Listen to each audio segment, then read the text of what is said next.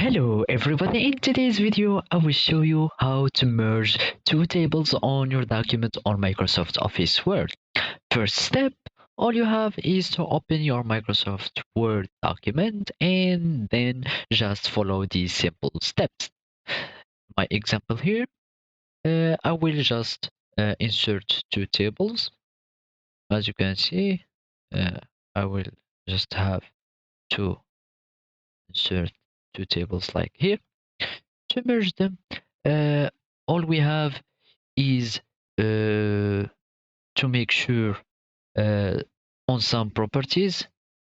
Let's select the first table and just right click on it. Of course, we select the tables by clicking on these four arrows icon. After that, we just write apologize. I will insert it again like this.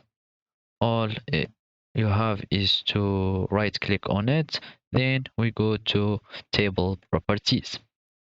Here it will pop up the window of table properties. As you can see, we have to check if the text wrapping for both of the tables are set on none.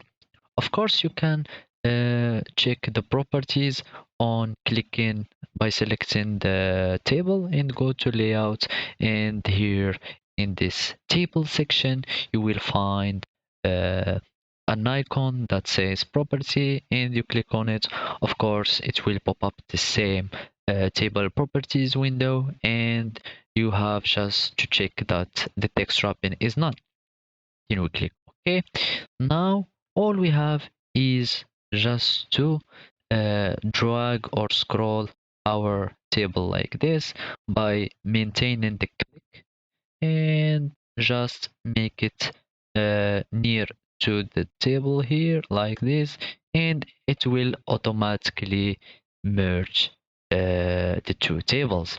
So this is how you do it. Thank you for watching and goodbye.